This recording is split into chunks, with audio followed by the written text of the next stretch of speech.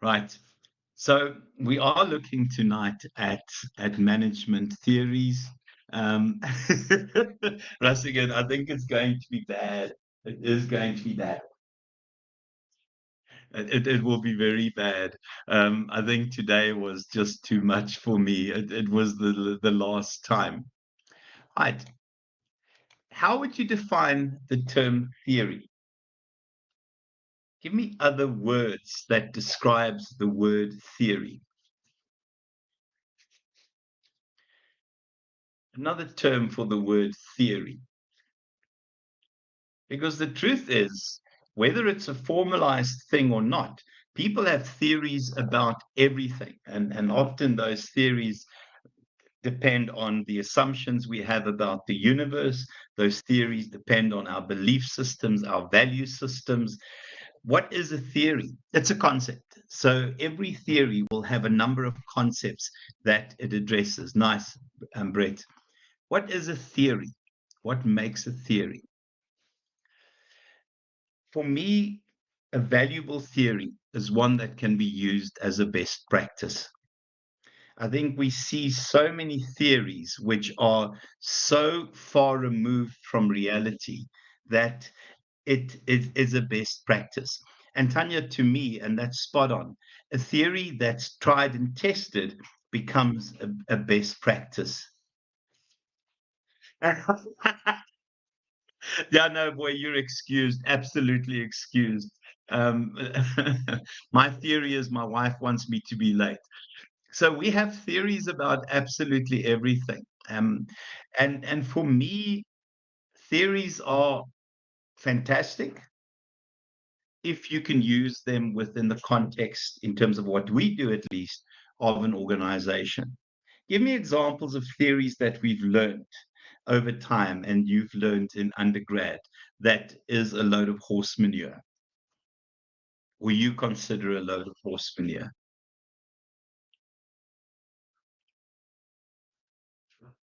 Which theories did you, when you heard it, you thought, oh my gosh, what a load of rubbish? Thoroughly, that's the one I actually thought about. Maslow, it has so many deficiencies.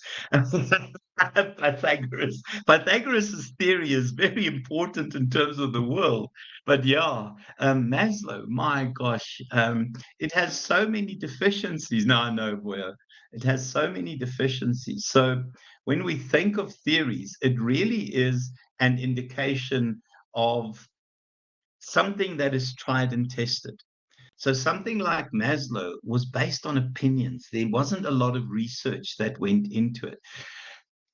What is good about Maslow is that it takes quite a complex concept like the human being, and it essentially gives us the kind of needs that will be present.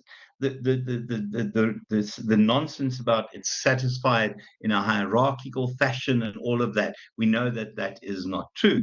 But what it did give us is a very clever breakdown of what a human and what the human's needs are.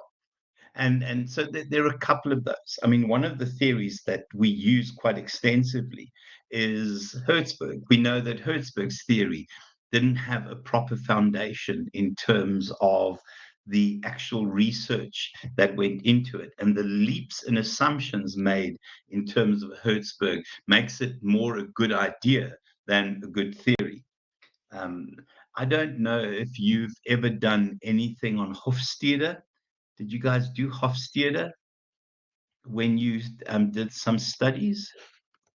Hofstede, who remembers Hofstede? I'm sure you would have done it somewhere. I'm not 100% certain. About cultural differences, about cultures that are individual and collectivist, about focus short term and long term. That's another theory that people default to, that if you look at the assumptions and leaps and assumptions, it has very little validity other than it being a good idea. So for us, a theory is this idea that provides a blueprint for action. And that's what I like about that definition, because it really is about the best practices. for me, when I teach, I always think of what is the best practice related to this. So let's have a glance very quickly at where we were in terms of theories and what we've seen in terms of evolution. So the first one is the belief that theories, in terms of management at least, is grounded in reality. So again, the suggestion there is that this would be a best practice kind of thing. Now, we know that some of the research that went into some very famous theories, the research was very, very questionable. So, why do we study the history? I think for me, it is an understanding of how theories have evolved to reflect the realities of society. So, I always think every textbook that I see has Maslow in it. But is Maslow still reflecting the realities of society? Is Hertzberg still reflecting the realities of society? Is Hofstede still reflecting the realities of society? So some of those theories need to be questioned. There is a area in management that is referred to as critical management theory or critical leadership theory. And the essence of critical leadership, and we will be looking at this in second semester, guys, when we do, I don't know what it's called, but it's the leadership one. I think it's STML. The essence of critical leadership and critical management theory is that we need to question every single thing. And I think sometimes when I teach, I want my students to do that. Don't accept things at face value. And that's exactly it, Tanya. Some of these theories cannot be adaptable. And I think for me, the one thing that I want people to learn is question everything. Um, and in terms of questioning everything, question the lens that you look through at in terms of these theories. But the truth is, we need to stop accepting things at face value. So if we look at theory, and you can see a whole bunch there. I'm not going to go into detail because we're not going to see this in the exam, but we can see where we've had theories evolve from, and they're different ones. The rules and regulations in terms of laws, and then you can see other bits in terms of constructing pyramids. If you believe some of the TV bits, we see the aliens built pyramids for us. I'm not going to question that. And then again, it's about governance, it was about control, it was about essentially taking a population and setting a set of rules to limit their behaviors. It has always been about overpowering and control and limiting free thought. So some of the earlier theories, I think the first person to recognize the value of human resources. Prior to that, it was the belief that people are interchangeable. People can be replaced. People aren't valuable because you can always find someone else to do it. And certainly that was an important part of the notion that the human element was important. In terms of Babbage looked at efficiency, but from a mathematical perspective, so believing that everything could be reduced to numbers and stats, and also believed in the division of labor. Where do we see the division of labor? Where's the most obvious example of the division of labor?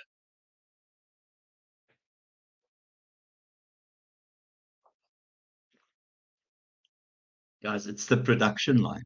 If you look at dated production lines, and do yourself a favor, organization, you have marketing, you have finance, you have HR. Sorry, hold on a second.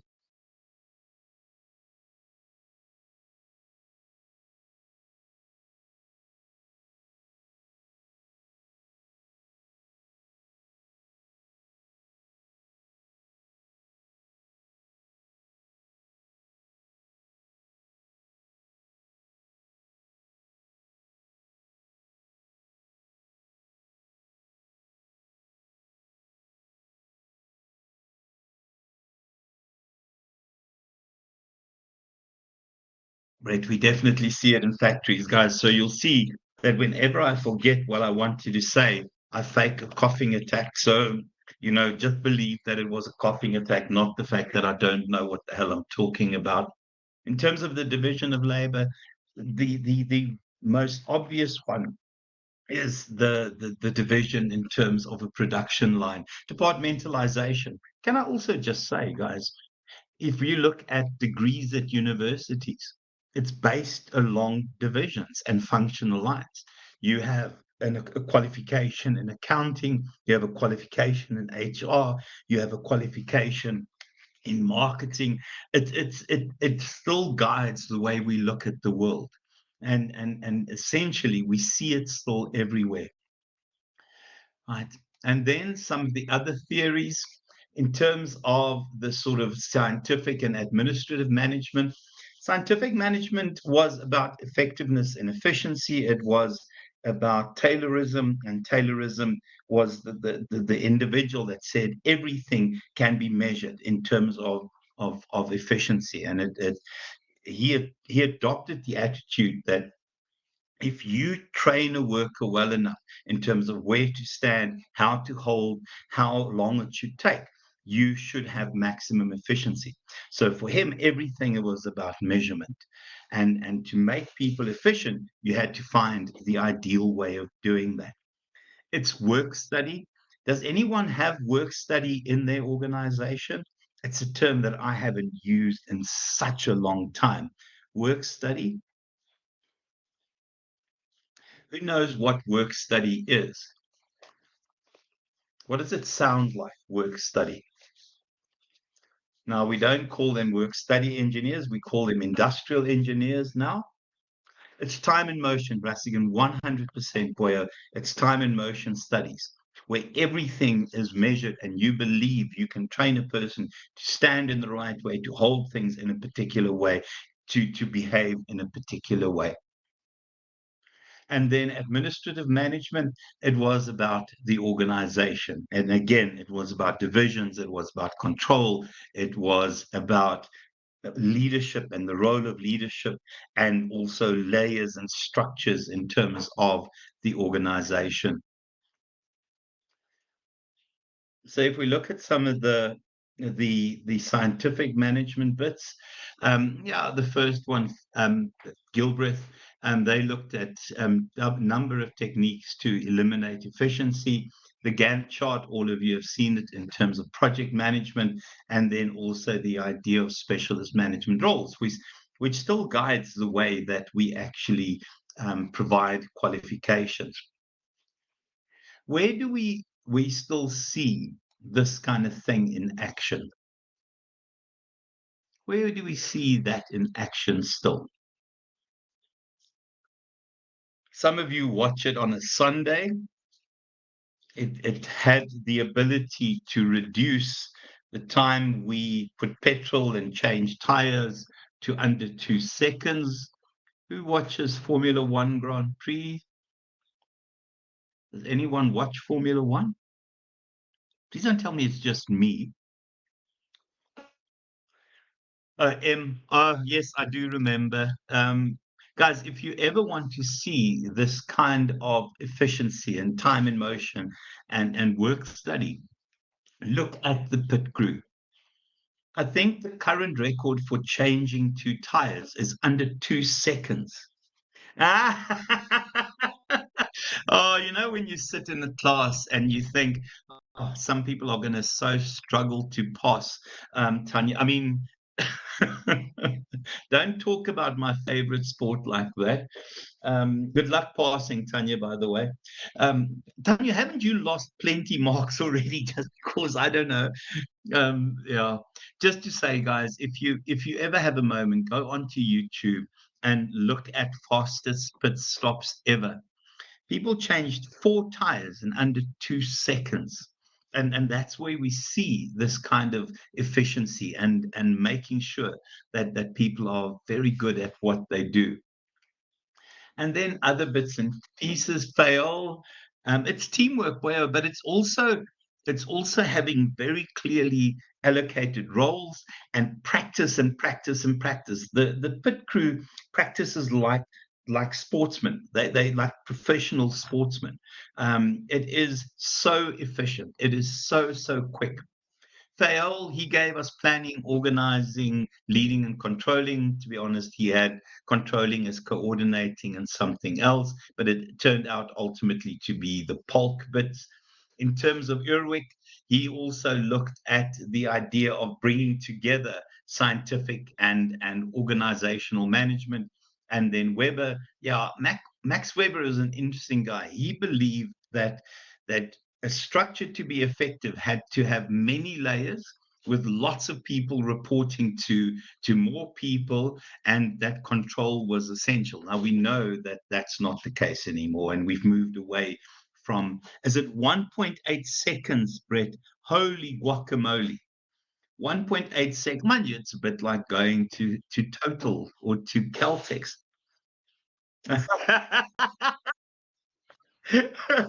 Too late, Tanya. Too late.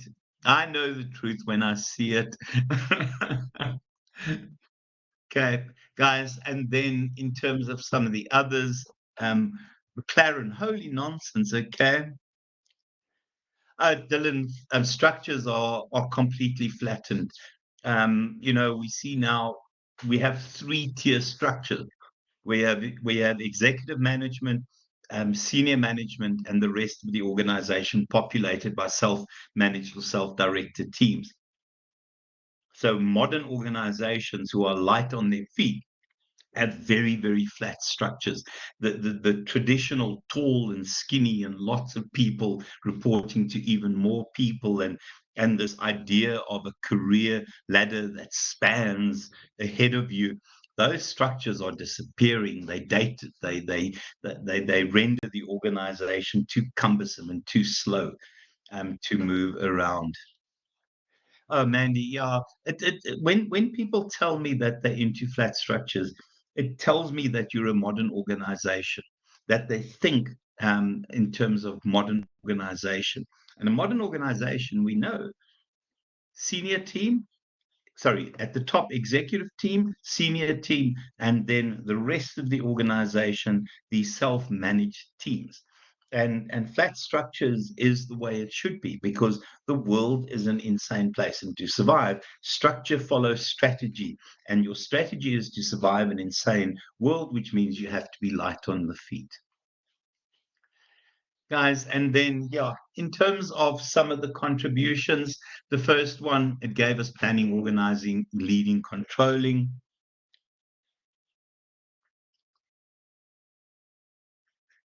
Um, Absolutely, Boya. What allows us to have flatter structures is the fact that technology and the way we interact has changed. And then also, I think modern organizations have realized that it's not so much about skill anymore, but about competency. So whenever you work with a group of knowledge workers, and I think you guys know that knowledge workers carry the ability to do their job around in their head.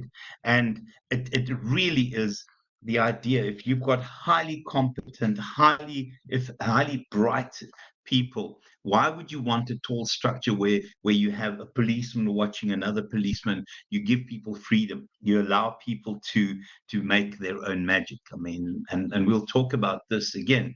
But Google, for example, allows its employees 20% of their work life to make their own magic. And out of that 20%, Dylan, absolutely. But we still see the multi-layered structures in government and in municipalities, and yeah, I don't know. It's just cumbersome. It doesn't work. The danger with these flatter structures is that middle management don't have a role. So the moment you go from that multi-layered structure to a flatter structure, middle managers don't have a place. First line supervisors don't have a place. Guys, and then also, yeah, so the idea of validity, what these classic management theories did, it said we've got enough evidence to claim that it is now a scientific and valid study. How would you define the term validity? What does it mean when something is valid? You would have done this in third year in research. What does a valid study do? It's the truth. Yeah, it's been proven. So a valid study measures what it claims to measure. It's supported by facts. Yeah, a valid study measures what it claims to measure. So if I were to ask someone to parallel park, um, getting someone to write an exam on parallel parking is ridiculous. More valid assessment would be to tell the person, get in the car and parallel park. So a validity is about an assessment measuring what it claims to measure in terms of management predicting what it claims to predict. Guys, and then some of the limitations. It is this thing here: stable organizations. The world is not stable anymore. And then, yeah, for me, this idea that universal rules apply, it's absolutely rubbish. The one thing that makes best practices good is its ability to be personalized and contextualized into a particular organization. And here, yeah, employees are seen as numbers, where now we know that we talk about human capital. And the magic thing about human capital is that it's capital that appreciates in value, where traditional capital depreciates in value. And obviously, to appreciate in value, you need people learning, you need people growing all the time. But we now see employees as a key resource. Guys, and then just you can have a glance at that. I'm not going to go through all of that. Right. Now, in terms of behavioral management, it is the basis of industrial psychology. So if we think of what industrial psychology is, it's essentially psychology within the context of a workplace. So it deals with workplace issues, and it is a formal qualification, and the essence of it is about looking at organizational behavior, predicting organizational behavior. So if we look at some of these, the first one is very, very interesting, the Hawthorne studies. Anyone remember the Hawthorne studies from second year?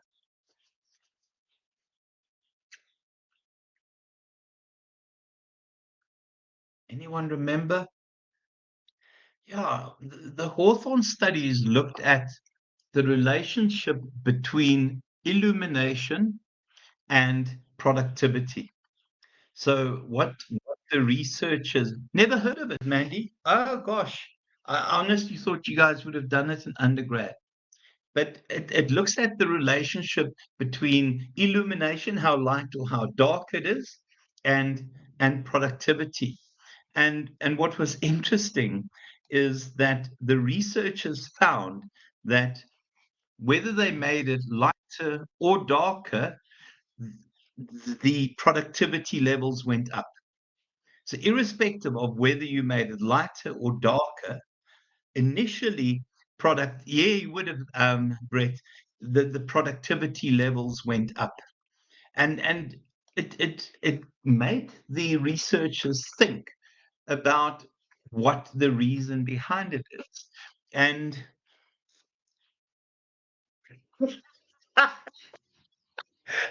yeah, no, it's based on the same fact. The more you drink, the higher the productivity. Why do you think I'm so good at this job, guys? I've never heard of a Hawthorne strainer though, but geez.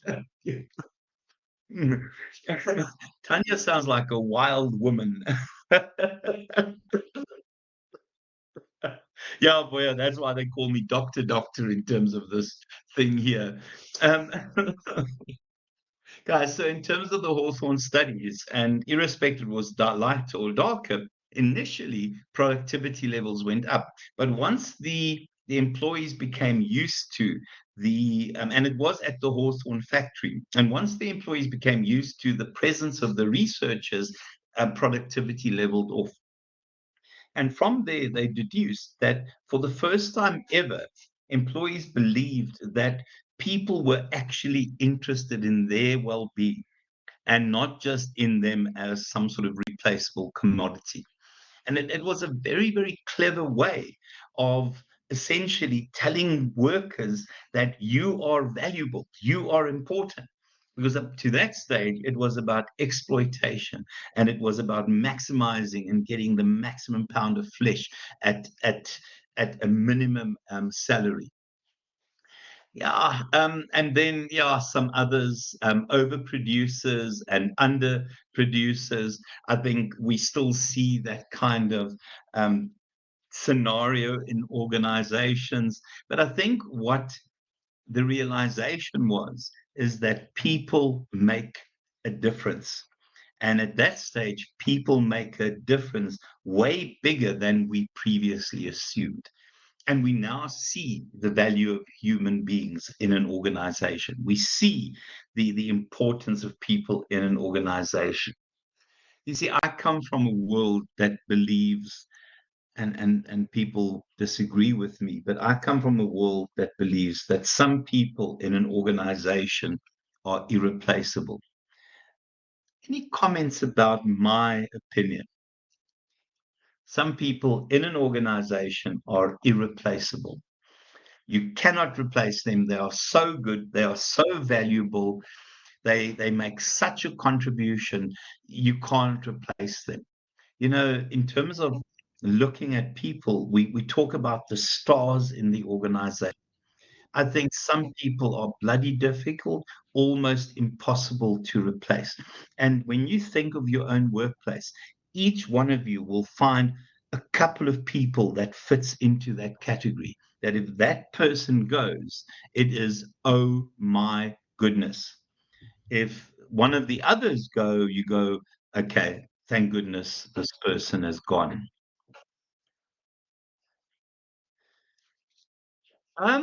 Yeah, no, absolutely. That's exactly it. And that's what I mean. Absolutely, boy. I'm absolutely irreplaceable. That's extra 50%, Brett. And oh, I love all this stuff, guys. Keep it coming. Yeah, baby. Keep it coming. I'm gonna take a picture and show my wife. And my kids. But you're right, they can be replaced. But in reality, you need three or four people to replace them. It's never the same. It's almost like, oh gosh, here we've got a cardboard cutout. It's not the same as the other person. And for me, it's about that talent. So modern organizations don't talk about employees, they talk about talent because talent is scarce. Any of your organizations use talent to describe employees instead of saying workers or employees? Okay, Dylan, that's hell of a modern. And for me, the kind of organizations that do that will be flat, will be flexible, and oh yeah, no, 100%. So it is about talent acquisition, it's about talent maintenance, etc. Mandy, you guys work in impressive places. Your structures sound modern and the terminology is modern. It's actually quite lacquer to hear that because, sometimes I'm a little bit too theoretical, but it's so good to see organizations being able to link with what I do. So, in terms of the human relations movement, it really was. Tanya, I won't ask where you work, Tanya, but what is the organization? What does it do?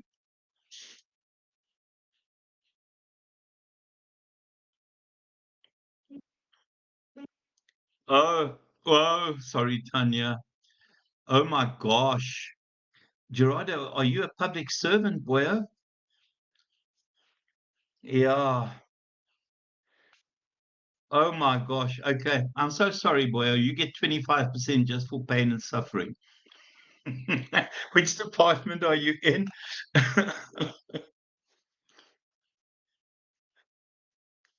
Gerardo, which department are you in? In mobility. Oh, okay. Yeah, yeah, very cool. Very cool. Oh gosh. Okay. So we changed names from I'm not going to comment where. I wish that disqualification gives you an opportunity to move. Okay, that's what I hope for you. Guys, so in terms of the human relations movement, this is one of the very first theories that essentially started telling us about, oh my gosh, oh yes, yeah, hospitality is a nasty place to find yourself. Very nasty, Tanya. In terms of theory X and theory Y, the basis of this theory is that your expectations of your workers will determine how you treat them, which in turn will determine how they respond. Let me say that again. The expectations that we have about people, our employees, will determine it will determine how we behave towards our employees, which in turn will determine how they respond.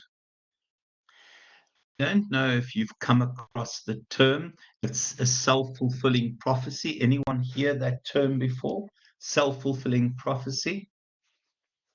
You can quickly look it up. Self-fulfilling prophecy. So if you believe that people are lazy, if you believe that every one of your employees is trying to take chances, if your basic assumptions about human beings is that if you don't look after them like a policeman or a police person, they will essentially misbehave. Anyone work for a Theory X manager? Goodness me, I would hope that no one here does, who assumes that everyone is lazy, everyone is dumb, and everyone wants to work the system. Guys, you know that, oh, Mandy, and Tara Lee, that is so awful. Walter, what the hell? Your internship, yeah, Cleo, to me, the assumptions that you have about human behavior will determine how you treat people. If you expect, oh, she's today, okay, Tara Lee, oh my gosh, yeah, not great. I think if you expect people to be lazy, they'll be lazy. But if you expect people to be fantastic, they will reward you by being fantastic. So the positive view of human nature is that it's about expecting a lot from people, giving people a lot of freedom, believing that people want to make a difference, and also believing that people are good in general in terms of the employees. So if you expect people to be good, if you expect people to be competent, if you expect people to be able to look after themselves, then you tend to be rewarded with people like that. I mean, I think of, and I won't say I'm in Pietermaritzburg, but there's a clothing shop in Pietermaritzburg that employees have to ask permission to go to the loo. When they go to the loo, they're asked number one or number two. If they say number one, they get 2 blocks of toilet paper. If they say number two, they get 8 blocks of toilet paper. What is the assumption there? And guys, this is not made up. This is absolutely real. There's no trust whatsoever. It's absolutely wrong. And unfortunately, people who end up working there are desperate. So staff term, it's disgusting. It is beyond unethical, absolutely. But the expectation is that people will steal toilet paper, that people will take body breaks unnecessarily, and that they're trying to steal my time. And these people get paid an appalling salary. I like this one. I'm a theory Y person. I expect a lot from people, and on the basis of that, I get rewarded for a lot. And guys, can I just say, if you are a theory X person, and it's very difficult to admit this to ourselves, it doesn't work because you're a bloody autocrat, and autocrats don't get far in terms of employees. Regrettably, there are still too many autocrats in the world. So if we look at that, and it really is a nice summary. Yeah, this one is my favorite in terms of theory X. People don't like working, and generally people don't like working because you've made their life intolerable at work, guys. And you can see the others. My favorite is that you have to control, direct, and coerce and threaten to get people to work. How ridiculous is that? Can I just say, guys, this is still very real in terms of where we are in the world now. I like this one. I think this is a wonderful depiction of what managers we expect. I think I like this one. We expect people to be bright. Our assumption is, and our belief is, that people are bright and that they have limitless potential. Any comments about those two theories, those two assumptions? Is that true or is it just made up?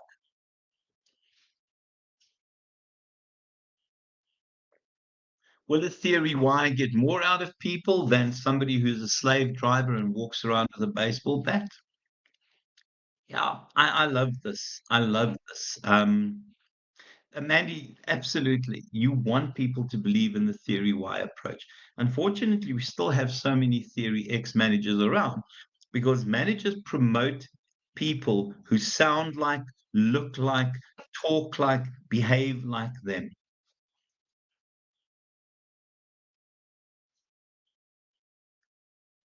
Oh, yes, Tyrolee, that's, yeah.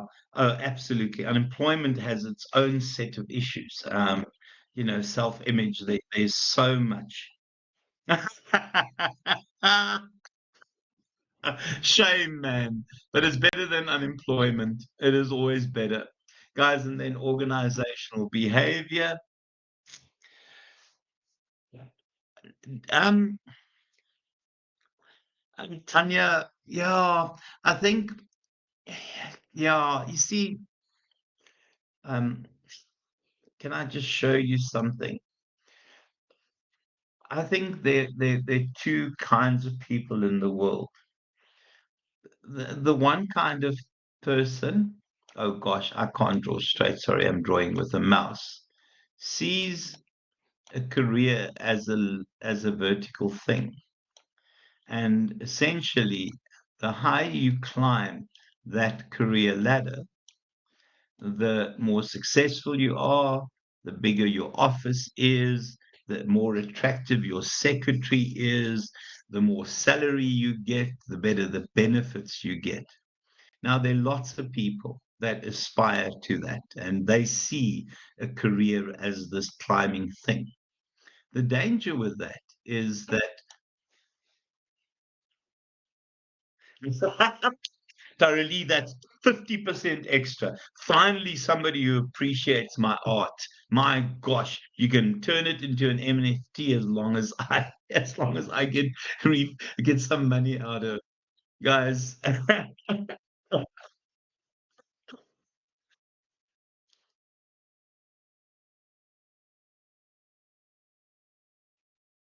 Dylan, can I just say though, boy, I think where a theory Y works very well is when your screening is is built around looking for people who want to be fantastic, looking for people who want to make a difference. And I think sometimes people sneak in, and then it is about performance management. It is about making sure the person understands the standards and sees where there's a gap between their behavior and their standards, etc. I still think that your basic assumption doesn't change, but you live that assumption out differently in terms of performance management, etc. I think when we sure, sorry guys, can I just finish this one? In terms of the traditional career ladder, climb, climb, climb. The higher you are in the ladder, the more successful you are. Who believes this as career success? For who is career success defined by that? Be honest. There's nothing to aspire to titles like director and yeah, whatever other fancy titles there are.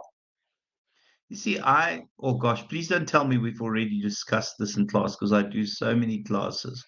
For me, career success is a horizontal thing. My attitude to career is that the more,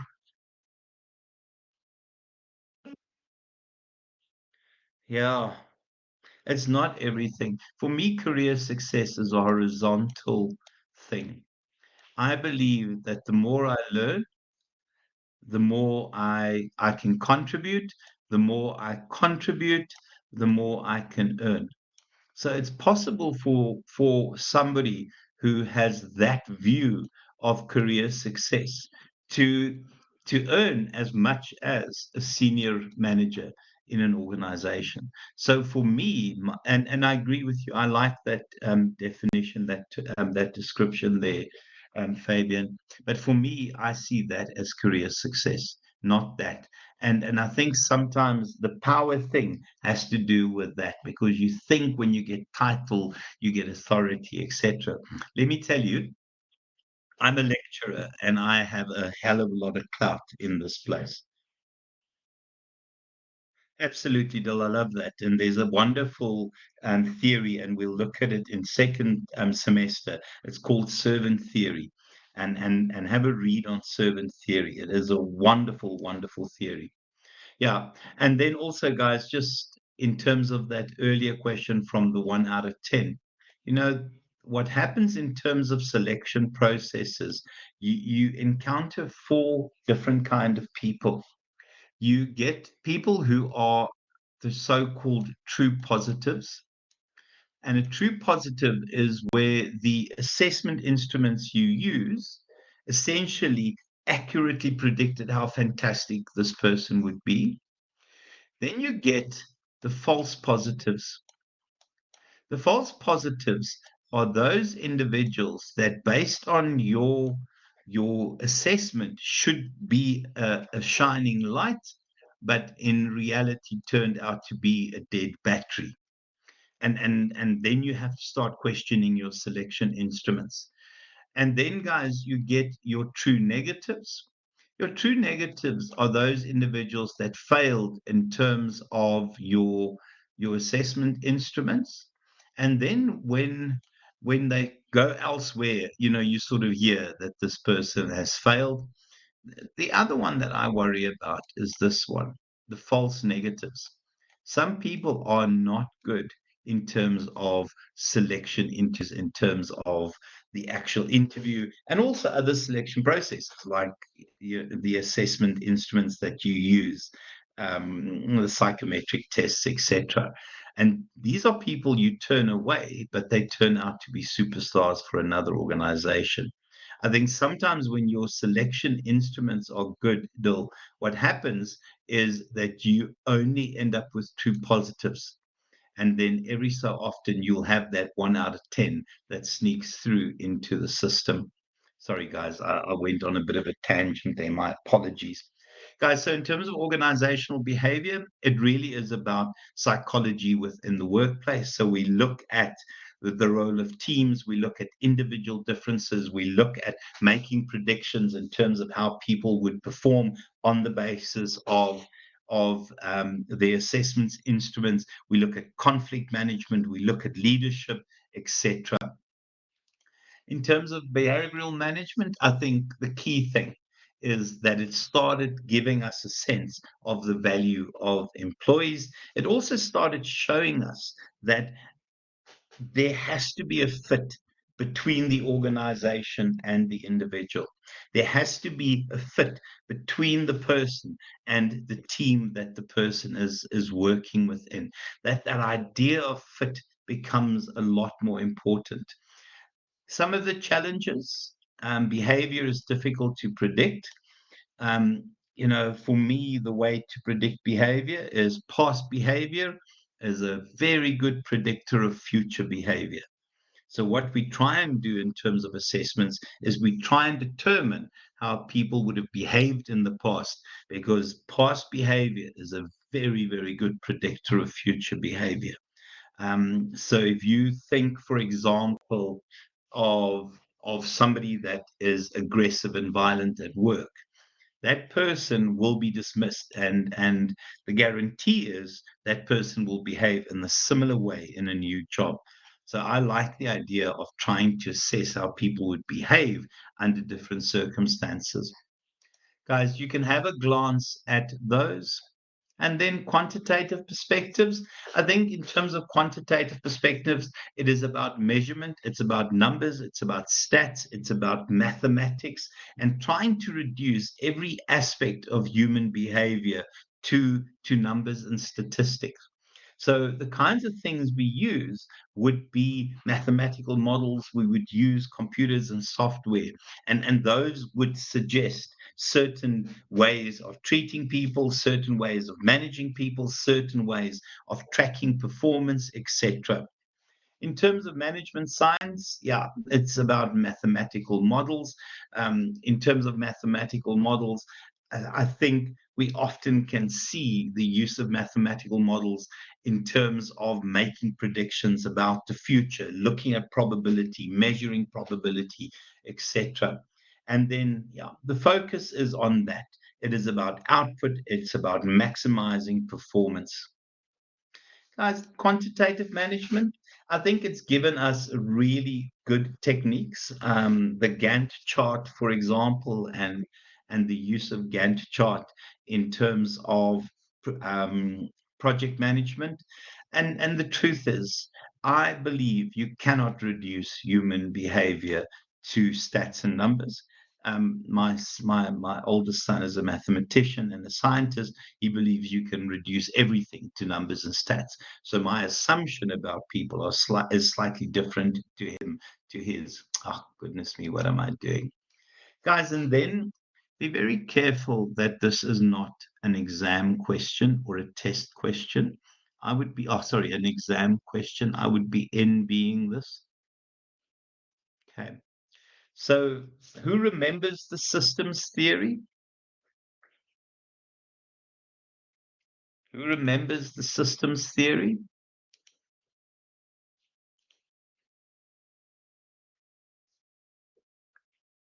Come on, guys, you should know the systems theory. Yeah, explain it to me. Yeah, hopefully everyone got it right. But the basis of the systems theory, and I think, yeah, guys, is that an organization is part of an open system. Within the organization, there are a variety of elements. The organization as a whole needs to keep in step with the external environment in order to survive and needs to be adaptable. And then internally, every element of the organization needs to be in step with everything else. Another way to look at it is to look at Darwin's theory. Darwin talks about the fit for purpose and the survival of the fittest, but it's not really the survival of the fittest. It is that organism that is best fit for purpose that survives. Okay, you guys know that. My apologies.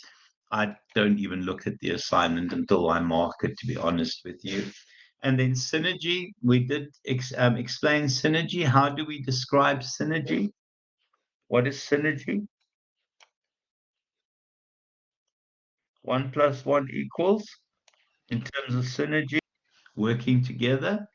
What is 1 plus 1 when we think of synergy? It's 3. It is the whole being greater than the sum of its parts. So the whole being greater than the sum of its parts is synergy. So somehow you have this magic fit between the different elements within an organism, and that fit allows you to get maximum performance. And I did talk about Red Bull racing at this stage when it comes to Formula One racing. And entropy is systems collapse. Okay, guys, and then the contingency theory. The basis of the contingency theory is that you can never have one specific theory that fits all situations. You can't have one behavior that fits all situations. So there's no one best way of doing something. What it really requires a management manager to do is to think of the contingencies, to think of the context, to think of the realities. And Brett, in turn, Bill, I think it was you that said it earlier about the 9 out of 10. So the 9 out of 10, based on contingencies, the 9 people you would manage very differently to the 10th, because the reality in terms of the other 9 is that they want to perform, they want to make a difference, but that one gets treated very differently. So the idea of treating all employees the same is nonsense, because some people need to be treated differently. So it depends on the situation, it depends on the moment, and given that, you adjust your behavior, you adjust the way you do things. Okay, guys, this is quite a nice system of integrating everything. So we talk about this idea of still having planning, organizing, leading, and controlling, and then also realizing the value of people and the contribution of human resources and talent. We want to talk about human capital, we want to talk about talent, and then the need to measure, to have controls, to have measures in place, to have standards that we work towards. And then in terms of the theories that have made the biggest difference recently, In Search of Excellence. In Search of Excellence is a theory from the 90s. It is this guy here, Tom Peters and Waterman. They've not put Waterman in there. The idea behind In Search of Excellence is the notion of being beyond close to the customer. So the customer is everything. Understanding the customer's needs, appreciating the customer's wants, understanding the customer's values. And the term that was coined out of that is being beyond close to the customer. And then, guys, yeah, Peter Singer is the guy that did the learning organization. It's well worth the read. Stephen Covey, remember 7 Habits of Highly Effective People. Tom Peters, the Search of Excellence. Michael Porter, everything from generic strategies to Porter's Diamond to Porter's 5 Forces. Cotter gave us significant work in terms of change management, and then Hamill. I can't remember what Hamill did, guys. I should lecture with notes and I could tell you, but at least 1 out of 10 I missed. And then I also don't know what Malcolm Gladwell did, guys. Forgive me, I'll edit this bit out where I admit that I don't know something. Anyone see any of the Dilbert cartoons? Who remembers the Dilbert cartoons?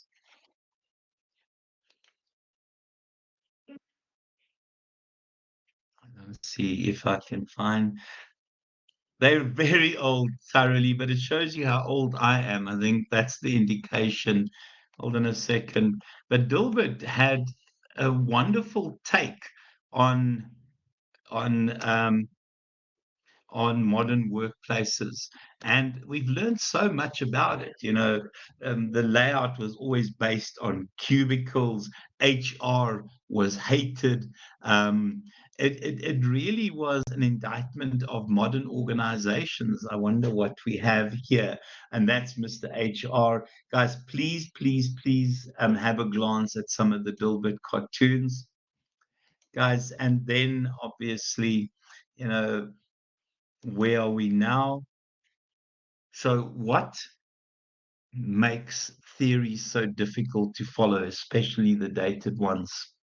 The first one is this: nothing is predictable anymore. The 70s, you could predict everything. The 80s, you could predict everything. Now we have wars, we have terrorism, we have fanatics all over the place. You've got bloody Donald Trump. And then other issues, globalization, again, this idea of the one world economy, the role of ethics and social responsibility being highlighted. And then quality is the way we compete. So standards and measuring standards and mathematical models is a key part of making sure that from a quality perspective you stand out. And then a shift to the service economy. I honestly think we've moved beyond the service economy, where initially it was a manufacturing or an agricultural manufacturing service. I think we are now in a knowledge economy, guys. And then this thing here, the role of social media. Has anyone here ever got into trouble for posting something on social media?